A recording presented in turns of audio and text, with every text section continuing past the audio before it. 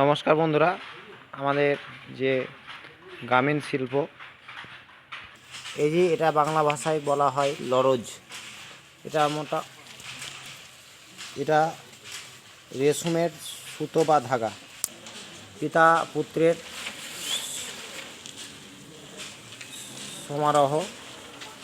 ইনি হচ্ছেন নিতাই দাস, বিষ্ণুপুর বাড়ি, আমাদের পাশেই।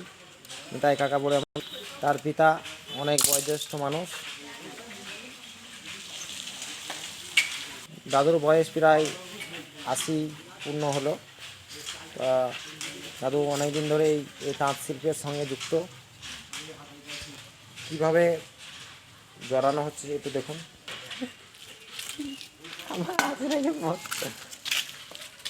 Mister Samir Kumar Das, honour. Mister Madhu Das, honour.